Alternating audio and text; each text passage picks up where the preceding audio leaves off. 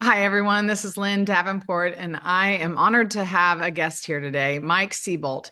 He was the former superintendent of Marlin ISD when the state came in and tried to do a conservator appointed to the district to manage it. And so, Mike, welcome. I can't wait to hear what all you have to say about your experience with TEA and education in Texas. So, welcome. No, thank you. Thank you for having me, Lynn. Yeah. So, okay, can you elaborate a little bit more on your background? Because I know you were not always an educator. What did you do before that? Yeah, no, before education, getting into public education, I was a research engineer at University of Texas Health Science Center for several years and worked briefly on an internship at MD Anderson Cancer Center. So my background was in research science, neuroscience, imaging science. I did a little cancer research, but not much, mostly just imaging. So I didn't like it. I mean, I love physics. I really do. Mhm. I love it to this day. But I hated doing it. So, and actually, I quit that. I was going to go and work at Raytheon. Maybe it's L3. They kind of switch names up in Greenville, Texas, and I don't know how, but they called my wife and asked if they knew another person that could teach math. I said, I'll do it. Okay. Well, what I remember when we met, because so Brett Ship, former WFAA reporter, and I drove out there to see you and Marilyn Martin, and she has since passed away. So I want to dedicate this interview to her because I was so impressed with her and her knowledge and background. I loved the relationship that you two developed and what you were doing to move the needle on the student achievement in ISD. So she passed away when did you say 2020? Maybe a year ago, 2020. Yeah. I did. 2023, 2024. It hasn't been that long that she passed away. But time flies. Yeah, it does. I had no idea about that. And what I loved about her too is that she's like one of those old school educators. And when she was going in to this is, old school in working with the TEA to go in as a conservator to help turn around. These were the original turnaround plans for school districts. But oftentimes it can be kind of an adversarial thing, but you two really were working together to get Marlin back on track, right? Am I correct on that? Yeah, she was the first person I talked to in Marlin. She was actually what they called at the time a PSP, a professional service provider. Hmm. And so my relationship with her was a little more cordial than with TEA. Even though I did have a great relationship with her and Rose Cameron was eventually the conservator, Oh, but so so he no, wasn't a she was the conservator. first person I Got it. called before I took the job in Marlin. I called a superintendent friend of mine in Region 12, and he said, "Well, you need to talk to Marilyn Martin." So I called her up, and she said it was not a place to come for the people who were weary of heart because it was going to be a task. So yeah, I really liked Marilyn a lot. I hated to see particularly the way she had to go was not good. No, that's a terrible way. Well, and I remember too being impressed with your background and thinking they really underestimated you and what they were dealing with. You weren't just an average superintendent. I mean, I no shade on other superintendents, but you're extremely bright. You were, I think that they underestimated your savvy and just intellect, and you could see what they were trying to do and the underhanded dirty tricks that the TEA pulls to get their hooks in a district and either take them over by force through state takeovers, or they do some stealthy plans. And what we saw in Waco ISD is more of a partnership and a takeover by stealth. And this was where nonprofits would use a bill that Morath helped write, which was Senate Bill 1882 partnerships.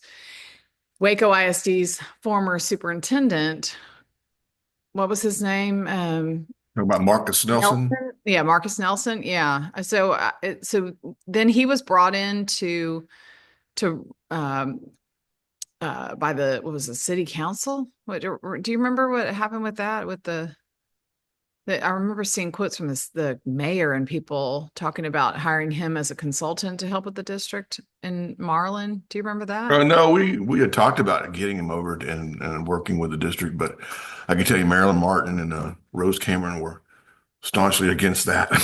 And So we talked about it. It never happened. He never, so it never happened. Yeah. never happened. Okay. Well, He so did let's talk to just the city council. I think the city council, I think you're right. I think they paid him like $10,000 to do some kind of analysis of Marlin. I never saw it. I think he just took the money and ran. May he rest in peace. He's not here to defend himself because Marcus Oh, he died. died too? Yes, he's dead. Wow. I Oh, don't know what he died of, but he was not in the best of physical condition. no. No. Okay. Um, Didn't know that either. All right. Well, we digress, or I digress. So go ahead and just tell us, but where do you want to go with this? Tell your story and what happened to you and what you know. yeah, I was kind of had a reputation of taking over failing when I was a principal, failing high schools and turning them around. I had done, several of those, from all the way from 1A to 5A. Um, and then I got hired as a superintendent, of a district that had this high school had gone under. Mhm. Elementary was on the way. It actually had, not failed, but it was so close. They used to have something called an exception that you could use once, maybe every 3 years, and that's the only reason it wasn't acceptable.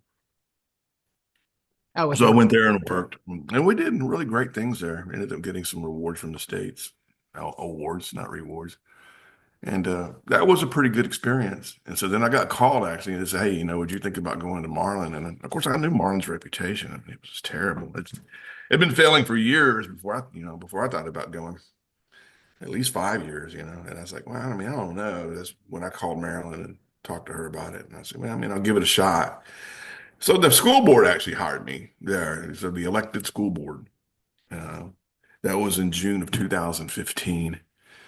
And I started digging through, the data and information. That's one thing that I was really, really good at is my ability to digest and process numbers and make sense of them is probably above average. I You would would look at the say data, the scores on each campus and I was looking at the scores, the demographics. I was looking at of course, there's things I didn't have access to yet because I hadn't really got there. But I noticed that the population of the school had just fallen in half. I mean, literally in just a matter of years, and that turned out to be. I think I had four different school districts running buses into Marlin, taking students, and of course, they were just taking the ones that could pass and leaving, the state test and leaving the others. And so that was the problem that I had to deal with. And then, digging into it with the school board right before school started. So I started in June and then I had access to data. And I met the first conservator that was there when I got there. And actually, after I looked at her reports and I looked at the state testing and I said, I just flat out asked her, I said, why are you lying to these people? And she says, what do you mean? I said, there's nothing in your reports that are true. Nothing. As in, you're submitting these things quarterly or whatever it was to TEA. I said, but there's no way you're the things that you're submitting data wise to TEA doesn't jive up at all with the reality of what's happening here. because you think that it was a she, that It was she a shit. was, that it was to give the impression that the school district was worse. And so then She justifying was wanting to show that it was improving. And so all of her reports were improving. just, oh yeah, Marlin's on the right track and they're doing great things. Oh, it was false. Yeah. Okay. So it And it was, was all false. And the problem with that is, but there's a huge incentive because, people think that TEA pays these conservators, but they don't. who pays them? They bill the district for it. It's something like 75 Oh, to okay. So $90 an basically hour. you have to do this and then you have to pay for it. Okay. But Oh but yeah. 15, Morath wasn't even there in 15. So No, he wasn't. This would have been this under would have been under Williams. Rick Robert Scott, I No, guess. this would have been under Williams, Oh, Mike Williams. So it's Mike Robert Williams, Scott and then railroad commissioner. Right, right, right. Okay. Yeah. And I liked him all right. I mean, but one thing about him is he certainly understood he didn't know anything about schools, He which understood. was a contrast later to He said, Morath, who was. well, okay. So, okay. So then, so they were inflating that she was inflating the success of Marlin, which did no service to. No, no, and the school board believes her because every she's going to the school board and presenting this stuff and just talking wonderful stuff, but the scores were never going up. I mean, the kids weren't doing any better, And she says, "Well, our testing that we're doing internally shows that they're doing better." And I said, "But you're what you're doing as if you're making a model, and which is all science is." So I understood this. Everything's just a model in science. Everybody thinks it's all real, but it's really not. But at any rate, I said, but if your model is not actually predicting the outcome and matching it, then you have the wrong model. Mhm. You have to do something differently. And I said, what you're doing is that you've lied to the school board for several years. I think it was 3 or 4 years since she'd been there. And they love I mean, how. I actually was actually with TEA. I called the director of the Turner, the school improvement program at TEA and told him what was happening, and he really didn't care. he, he really didn't care. And so we're like, well, that's what you're going to get. So. So then you start, you get in there and you start moving the needle. But then where's TEA come in and Morath? So take me there. So we're moving the needle, slowly. We had lots of problems in Marlin. Teacher turnover rate was one of them. It didn't matter how much professional development you did because none of it ever stuck because you were having to hire, 50% more faculty the next year. It was Mhm. that big of a turnover rate. So I had to stop that. I had to, find a way to stop that. And so I was working on that my first year mostly and trying to get classroom instruction improved, knowing that I had to stop the turnover rate. Mhm. And so Morath doesn't come around until when was that? He's six- 2017? 16 is when he was sworn, yeah, sworn in, and then the confirmation was 17. But yeah, he's Yeah, yeah. 16. 17 is when I first met him. I think he drove to Marlin with AJ Craybill, who I really like. I mean, he doesn't know anything about education either, but I tell you one thing, that guy's passionate and he works hard. So, you know, that was the first time I met Morath, and his intention was to shut the district down.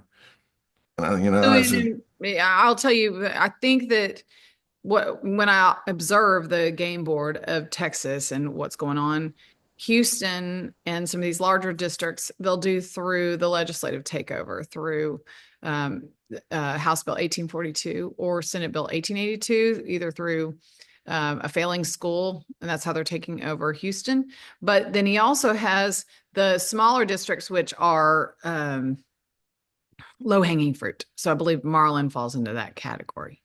So go ahead. yeah, I mean, they were, very much aware that Houston was going to be extremely political, and it was. I mean, and there's some, I mean, I have my doubts about any kind of system that takes over a school district that size because of one failing campus, but Yeah, and it that's, disenfranchises the parents because you've got Mike Miles running it and funneling money to his charter school and it's keeping his charter school afloat in Colorado, which of course our friend Brett Shipp revealed and did a huge expose on. So okay, keep going. So then some Morath kind of said, yeah, he great. really wanted to find a way to shut Marlin down. And what he quickly found is, above the surrounding school district, they were all so much smaller than Marlin.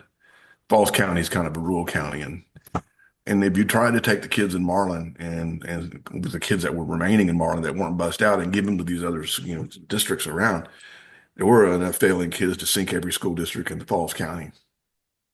Ugh. He knew it, and he figured that out. There was really no practical way to shut Marlin down without. So and this is the whole thing about shutdowns. You go and I actually told Mike Morath to run this experiment. I think they probably did it. I said because shutting down these schools. I told them you're not. If you shut down North Forest ISD, which they did, the kids didn't move. They don't have different parents. They don't have different communities. I mean, they don't even have different school buildings for the most part. So they're going to the same schools, probably with a lot of the same teachers in the same communities. I said, so why don't you reconstruct, North Forest ISD on paper? I mean, you can track those kids. They all have state identification numbers. And I said, just reconstruct on paper North Forest ISD with the population of kids that were there and then pull their scores and reconduct, construct an accountability model for North Forest and see how much you did for those kids. And I think they probably did that because I was pretty sure I knew what the answer was going to be. But they didn't do anything for those kids.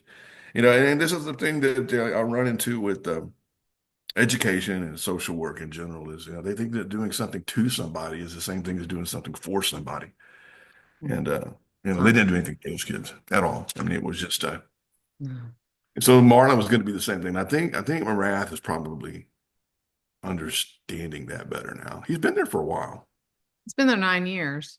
So his solution generally is take over and then hand it to either a charter school model, which is a version of a public-private partnership, and Right, right. also the nonprofits to run it. So generally it's to give it to the charter schools, which of course you probably know this, but charter schools don't have locally and democratically elected boards. They can hire uncertified teachers. They have a lot of freedoms that the public schools do not have, but their results are not any better.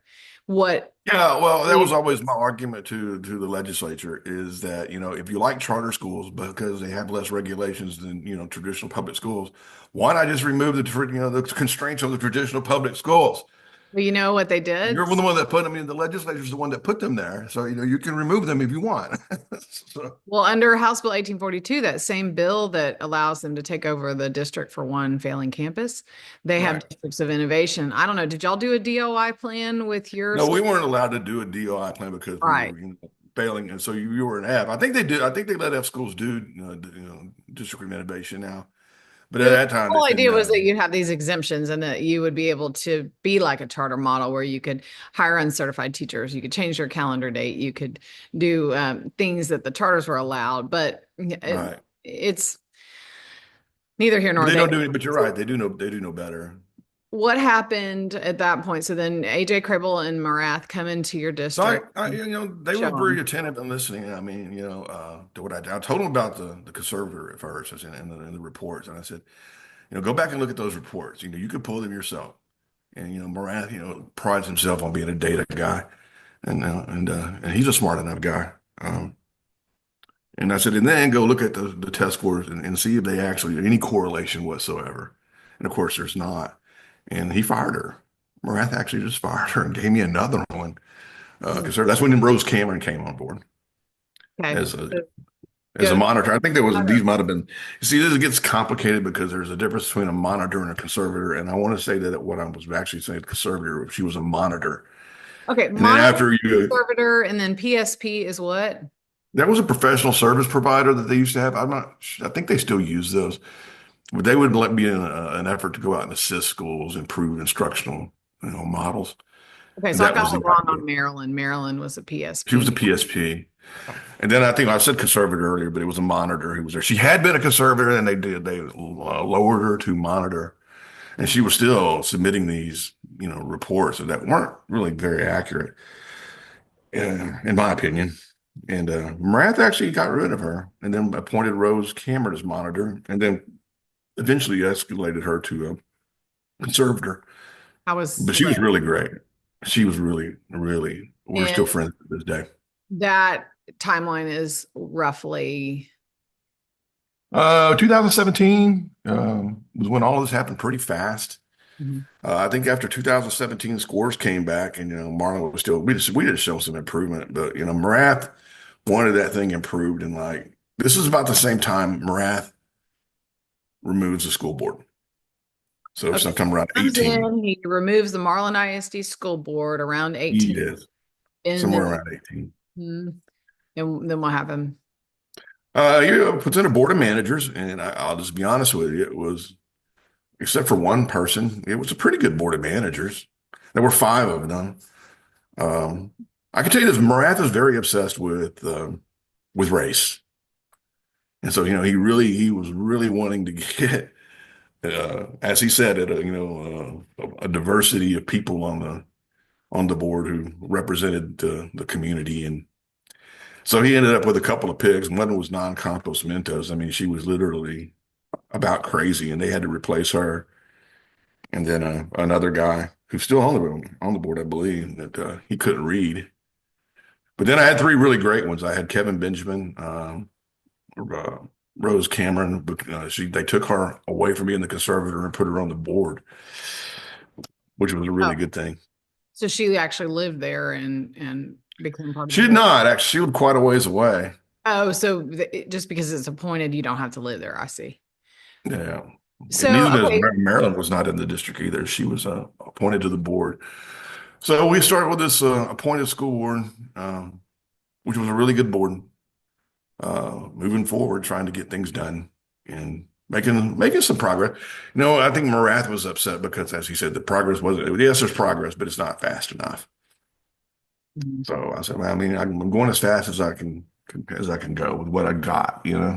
And So then, but at some point, you were moving the needle. well, actually, we actually got a passing score. Mhm.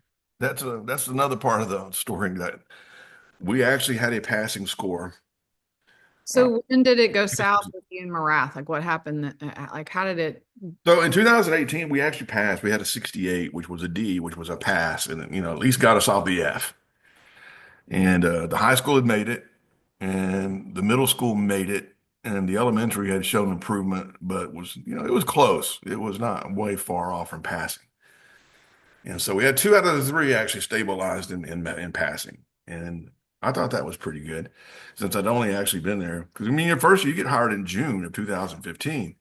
They've already made the budget. They've already done all the hiring. There was very little I could do I did what I could do with the people I had and the budget I had. And So you had to wait until the future budget was set, then you could actually make a well, difference. yeah, the second year I was there is when I redid the entire budget, Mhm. redid the pay structure for teachers. And so Marlin went from paying $30,000 starting salary to 50 the next year. Okay, And that so made recruitment so it's much much better easier. teachers, and so you actually made yeah, and that is a local decision. I know the legislature tries to get involved in that, and that's great.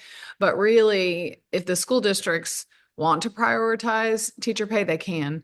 My district of Richardson has always kicked that can down the road, and we also have a huge teacher attrition and turnover issue. At least back when I was in 17 when I ran for school board. So now I remember you also said things that you were doing at the elementary level.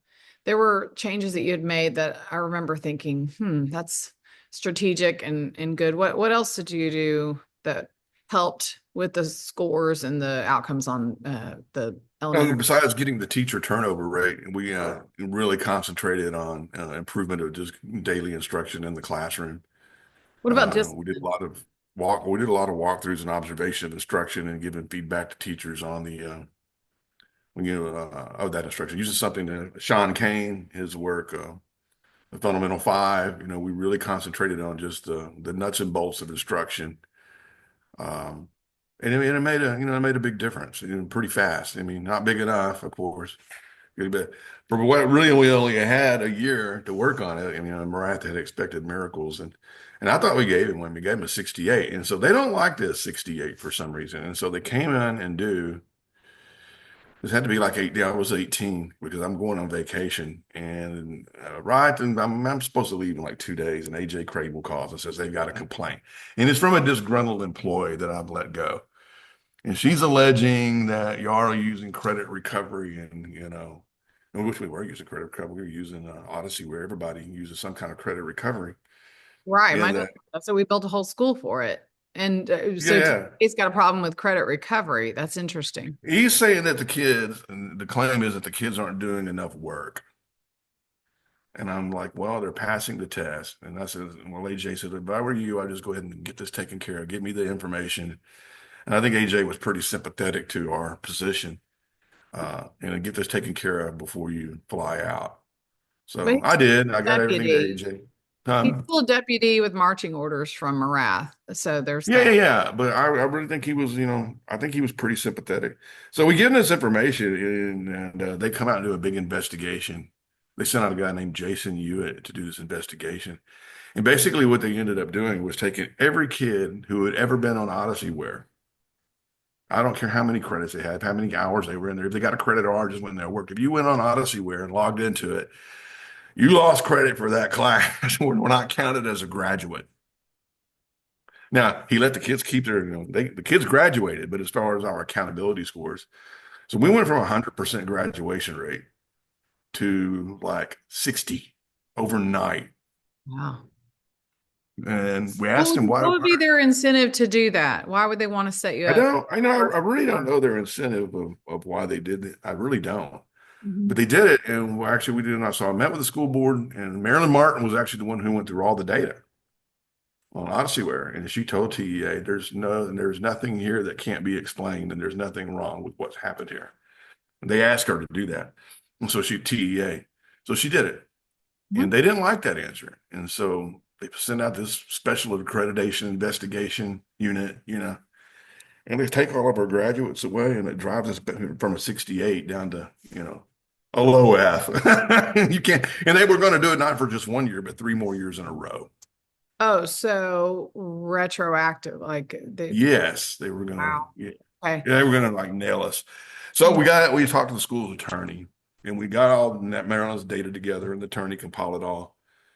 And he says, "Well, they really can't do this. The attorney, they really can't just like take your graduates away, because there is no seat time requirements, and the idea that and there's a fine line here. I understand that between are you a diploma, factory, or Yeah, are you a failing school, sure. And so my argument to Morath was and still is. What does it matter? There's no seat time requirement, and the kids are passing the state test. So where's the harm? These But are kids that, in my district, you can do multiple shifts. So basically, they can come morning shift, midday shift, or evening shift in order to get the credit recovery for required for graduation. Is that right? Do y'all have it like right, that where it's no seat time? So basically, so you don't get the seat time funding for it. You just get, how does that work? yeah, you don't get the seat time funding for it necessarily.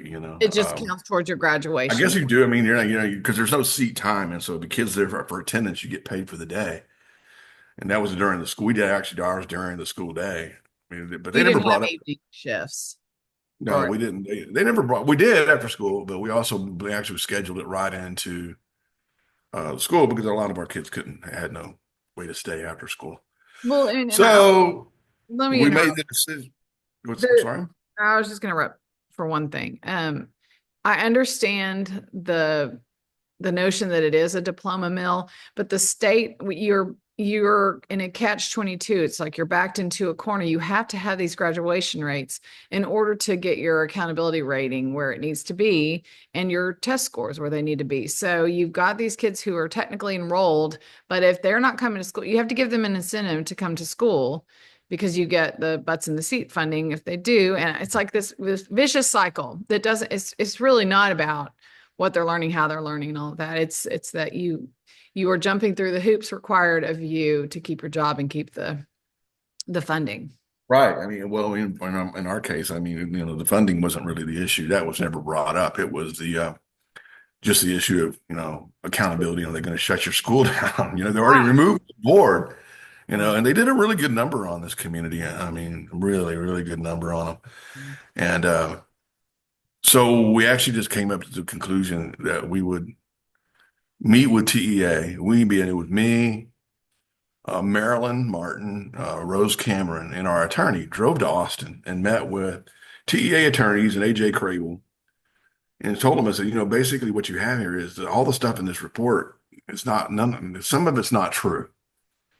And what you've done is you've eliminated, all of our kids on Odysseyware, making the assumption but some who just went in there with their teacher during class time, just to get supplementary instruction on Odysseyware, which there's nothing wrong with. They actually never got a credit from it at all.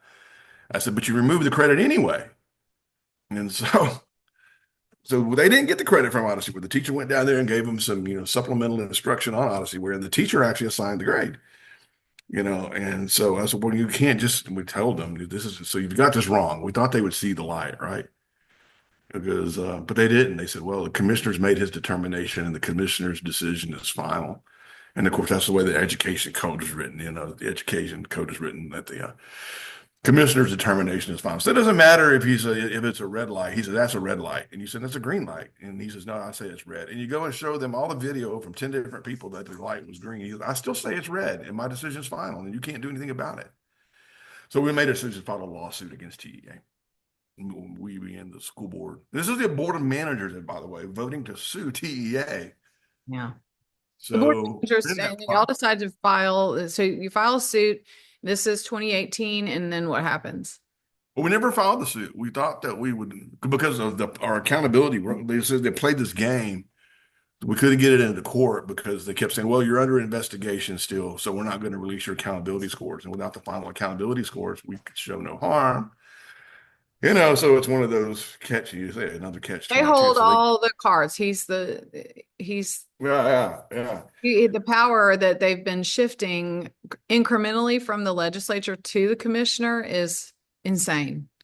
Well, it is insane. I mean, we complain about it when they do it in Washington, D.C., and then come and do it in Texas, And, we got a president trying to dismantle that model in Washington while we keep building it in Texas, But and we never filed the suit because we never got an accountability rating. And so this is 2018, and we're kind of trucking along. And by the way, there were other schools that had the same problem with the same person writing reports, Jason Hewitt.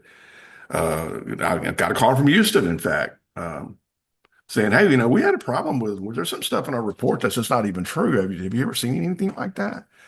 Yeah, I know who wrote your report too. And then I had an attorney from another school district call me and say, hey, what's your experience with these special accreditation investigations and their final reports? I said, if they have an outcome they want, they will make up the information if they want to, if they think that's what they need to do. And I don't think Morath's a dishonest guy. I don't. I think when he surrounds himself with people who want to please him, and I think some of the people at TEA, probably most of them are really great people, but there are some that were pretty unscrupulous, and they would do whatever they thought that the boss wanted to get the outcome he wanted, including make stuff up. So Marlin was the only school district that experienced that, by the way. So you get that out there. People thinking, wow, he's just Seabolt's over there talking, that. But I'm just telling you, there were 2 other districts that contacted me, Houston being one of them, saying, hey, what's up with these inaccurate? Let's just call them inaccurate, okay? And not just flat out lies, but it's just Can you spell it? At any rate, is it Hewitt? Hewitt? Jason Hewitt? I don't know how to spell Jason's name. I've known him for years. He was never a superintendent until they appointed him as one. I never heard of him. He was all I can tell you is he's not at TEA anymore, and the rumor is there were a lot of people in TEA glad to see him go. He was like causing trouble. But no, we never filed our lawsuit because we never got our accountability rating. And we held that hostage so you couldn't file the lawsuit. Yes. And what happened from there after that? It was getting to the point where it was going to be inevitable. They were going to have to. So now we're into 2019, and it was looking pretty. And by the way, I told the board in January, I think it was when 2019 board of managers, I said, I'm out of here. I said, I'm done. I'm leaving. And I said, I appreciate it. If y'all give me a 5-year contract, it'll look good, so that I can go to another district, under good terms. And I'm out of here. And they said, well, we'll give you the 5-year contract, but we don't want you to leave. And I said, well, I'm just getting hammered all the time. But this is, I was actually appointed by Mike Morath to TEA. And you think that you're going to get help from them, but they're like an 800-pound gorilla with a hammer, and everything's a nail. Mm-hmm. And I said, why don't I said, I understand you guys think you're helping, but your process, this is our process. Well, so you're beating us to death. Why don't you try to help us? Why don't you just, everything's another investigation. Every time I turn around, there's an investigation for this. There's an investigation for that. And it's just we spend half of our administrative time doing investigations. Right. Rather than serving the needs of the kids and getting them. Yeah. And it got so bad. I told the board, I'm out of here. Yeah. And they said, no, don't leave. We've got your back. Famous last words, right? We've got your back. Well, they had a problem with his lawsuit. They knew they did. And they knew because if he got in front of a judge, they didn't know what would happen. Yes, the law says the commissioner's decision is final and is not subject to appeal. However, district judges don't like being told what they can do and not do in their court. So Hmm. you don't know who you're going to get, especially in Travis County, right? You might get somebody that's not very friendly to TEA, a judge, And so the board asked me not to leave. I didn't leave. Mike Morath really wanted me gone. I mean, he saw me by this point, I'm sure, as a big problem, and for whatever reason. And at any rate, um, we had another conservator appointed, and it was bad. I mean, it was bad. I mean, she was charging me like $90 an hour plus hotel rooms plus mileage. And, like my other conservators and monitors, they would, maybe see them, I don't know, 10, 20 hours a month. And she was working 50 hours a week. And you pay for it. Oh yeah, she was making a couple of 100,000 probably. Wow. And I called TEA. They said, we talked to the billing people there. They're way below even deputy commissioner. I mean, they're way low. They said, yeah, we were shocked when we got the bill. I said, well, does Houston ISD, are their conservator bills this big? No, not even close. So I complained about this, and they're like, who cares? I don't Let care. her, let her do So, it. okay, so Yeah. you left when? What year was that? I was 19. So finally, what happened in May of 2019, this conservator and myself, we're not getting along very well at all. And she's thinking, but I will say to her credit, she's hands off on the lawsuit. She says, that's the board that voted to do that. And she says, I'm not going to get into the middle of the board. Mhm. Well, in May 26, 2019, it's a Friday. She comes in, I'm pretty sure that's the right day. She comes in with an agenda for an emergency meeting to be posted. And on that, he has removed the board of managers. He's removed the board of managers, appointed a new board of managers, directed. So hang on a second. That was not May 20th. Before that, he had actually already removed the board of managers and put in a new board of managers. So he's gotten rid of Rose. He's gotten rid of Kevin Benjamin. He's gotten rid of Marilyn Martin. And he says, yeah, well, I'm going to remove them, knowing that they were the ones who were the leaders of the board, right? So he puts in a new board. And the night the new board's basically getting sworn in, and maybe a meeting after that, uh, we get on May 26th, we get into a special agenda from TEA, written by TEA, that says place your superintendent on paid administrative leave and start an investigation into the superintendent's performance. And the attorney's like, investigate performance? That's not what that's about. But that's what's actually worded on the agenda. And to drop the lawsuit against TEA. Those were the only two items on the agenda. So TEA, Mike Morath actually directed the school board to drop the lawsuit against TEA. And so that was, and I'm on paid leave at this time. This is, May of 2019. I'm on paid leave. I'm not doing much. So I'm kind of out of it. And then in August, I'm kind of negotiating me leaving because, I was tired of fighting. I really was. Yeah. And we came out with a very modest offer.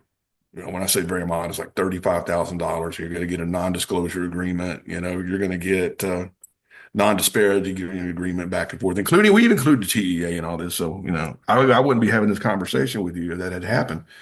So the board president actually agreed to it with their attorney and my attorney and the board president. And so they got into the closed session, came out, and they voted to propose me for termination instead of accepting the deal that they had accepted Wow. on August You got 19th. totally, you got totally screwed. Yeah. I said, well, we had a deal, you know? And they said, well, we didn't want to do the deal. I said, well, 35,000 is pretty cheap. So I Yeah, resigned. when you see what some of these superintendents get, I know. I know. I said, I'm literally for 35,000. I'll leave. we had a superintendent sleeping with the employees and he got $300,000 to go quietly. Yeah, I was willing to go quietly for 35. And I mean, Right. I was pretty much eligible for retirement anyway. So, Yeah. I really didn't care much. Uh, so I just resigned. And then, the next thing you know, they've taken this investigation file alleging all kinds of criminal acts, and they take it over to the district attorney's office. and she sees what's going on, but she knows this is coming from Austin, right? So she doesn't get her fingerprints on it at all. She calls the Texas Rangers. So now I'm under investigation by the Texas Ranger. Here's the headline: Superintendent under investigation by Texas Rangers. And I was like, oh my, I said, I can't even. And that's another thing about my background. I didn't tell you, I've been a law enforcement officer for about 20 years, And I was like, oh man, I knew I hadn't broken any laws, and they knew I hadn't broken any laws. But you're talking about lawfare at its finest. And so I'm under investigation for 13 months. And then finally, I get the report. I still have the report. The ranger calls me and he says, all that was unfounded. So I said, well, I knew that with the day they submitted it. And he said, but I did want to tell you, he says, as an investigator, and he knew I was an investigator, police officer. He said, I never get the same story from everybody. It's always a little different. He said, but in this case, everybody I talked to said this was a hit job on you from TEA. And I said, well, yeah. I said, how then? I asked him, I said, how's that not official oppression or abuse of office? Wow, You know, Mike, it's terrible. yeah. And so they Sorry. dropped him out. My certificates tagged during this time. I was under investigation. They removed that. Their investigation found nothing. The criminal investigation found nothing. I'm just like, I'm going home. I just retired 2020. I just punched out. That's So that's what they want. I mean, and I don't blame you at all because I know other people who have had their houses broken into. They've seen people driving by in dark cars. Uh, I mean, we're dealing with a corrupt government that unfortunately they've got sovereign immunity. I mean, there was a woman who was a whistleblower at TEA who blew the lid on that no bid deal where they were selling the special needs oh, with data. Penny Schwinn, or what's her It name? was before Penny Schwinn. Well, I mean, yes, it was Dr. Laurie Cash who was the whistleblower, but yes, Penny Schwinn came in at some point there. Yeah, and that's who Trump is now considering for one of his deputies Hmm. underneath the new Ed Secretary, Linda McMahon. Yeah, so these people fail upwards, but the point being that Morath had sovereign immunity, so that whistleblower case went to the federal level and they awarded that Laurie Cash won that. It's like $200,000 or something with the settlement. But Yeah. in the end, she, Actually, I had an attorney that was looking at that, and he looked at the case, especially the Ranger report, and he says, "Do you have a case?" Absolutely. I mean, we have a federal case more than likely for, abuse of their office. He says, but the problem is they've got there's not enough money to recover, and they've got a lot, mountain of lawyers down there, and we'll fight this for years. And at the end of it, it'll all get eaten up with attorney fees. And so there's really nothing. Nobody wanted to fight it. they're the only ones who win. Right. Right. They win every time. Oh, Mike, that's terrible. I'm sorry to dig all this up, but I know that time has passed and you're able to talk about it now. And I'm sure. Yeah, well, like I said, if they'd signed the non-disclosure agreement, well, we wouldn't be having this conversation. But Right. and that's what I spent my next few months after I resigned. I actually kind of opened up a little side business pro bono of writing grievances for people. And I don't know how many grievances I wrote, but it was a lot. And in fact, it was so many. I mean, I had to like take a two-wheeler full of boxes full of grievances, and I said, "Yeah." I said, "Those alone will cost you 100 grand." Right, right, because actually one of my first how I witnessed the whole system is it was a grievance with my friend. I could not believe the way that that process went. And now with families engaged, I've only done one or two of them. Mary Lowe does most of them, and that grievance process is yeoman's work. You really essentially you come out of there and you've got you could be an attorney once you understand how to read the law and how to advocate and fight. And there's, the district still, they hold the cards. Really, it's not really like a fair trial. But I remember when I witnessed it, they put the student on the stand essentially and grilled the student. And the student was the one filing whose parents filed the grievance. I was shocked at the process. But so so you've helped people with the grievance process. Are we talking teachers that have an issue or are these? There were some teachers, administrators. Yeah. The conservator by this point, she was named after I was gone. She was named the interim superintendent by Morath. And you're talking about somebody who didn't know what they were doing. I mean, talking about a straight up amateur. Yeah. And, kind of at the beginning, you said I was probably a little more savvy than they expected. Well, I would actually go take the bar exam right now if they'd let me, but I thought about going to law school. I did. And, We've all we've all thought about that because the justice complex really, it rises up and it's like, how can we allow this to happen? This is I, it's criminal. but when you start fighting the state, they've got endless resources and Mhm. I don't know. I I mean, decided not to go to law school. yeah, well, because Just you would have to pay, and by the time get it all, yeah, you're in debt I essentially. know I don't want. I don't have any student loan debt, and I don't want any. I know. And I'm retired, so I don't have the income I did. I mean, superintendent salaries are pretty healthy, so my retirement's pretty. My wife still works, I don't, and I still make more money than she does, and she works full time, which she hates that. Yeah, I bet. So, Well, so yeah. do you have any words of advice for school districts that are maybe facing the same thing that you did? And I mean, is there anything that they can do to win up against this behemoth? Yeah, I mean, I'll give you the same advice I gave the attorney. I forgot. I think his name was Steve Druggard. When he called me, I said, "Don't wait, don't wait." I mean, they play the delay game, delay the game, delay game. Don't wait.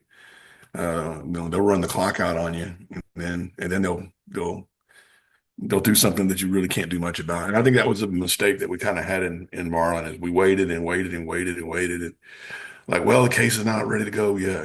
We haven't had this happen, and we waited so long that we gave them an opportunity to. So that was my advice: is don't wait. Is there any way you can get this thing into court? Now, the way the legislature keeps passing laws, though, it's really hard to beat the state now. I mean. Yeah, and I was talking. I actually supported Ken Paxton in that whole kangaroo court, trying to impeach him, and I I mean, did too. I don't think he's clean. It's just that was the wrong process. But in the end, when you file public information requests, most of the time he sides with the school district or the TEA. We've tried to get open records on TEA, and he is an employee, and Ken Paxton is an employee of the state. He represents the state. He defends the state. I don't think people understand that, because you'll say, he says, oh, I sue Obama and I do all these things to defend you, the taxpayer. Well, maybe at that from Texas against DC, yes, but he is not really allowing for open government for we the people. He actually No, it's their state. classic thing is when you request something, well, that's under investigation. Well, what's under investigation? Well, we can't tell you it's under investigation. Well, when's Yeah, it going to be not under investigation? Well, we don't know how long the investigation is going to, that we don't know anything about how long it's going to be. And so that's the exception under this, open records request is, well, it's under investigation, so we don't have to give it to you. right. They And I don't they have to tell you what the investigation is either. So, right. And they use that as and they can just default to that response. And who's going to question that? What's our recourse if our attorney general and our governor and our TEA commissioner appointed by the governor, they're all doing shady deals, and there's well, I mean, one of the things with TEA is it doesn't need to be one person in charge. We have other agencies that have, like a three-person panel that runs the agency.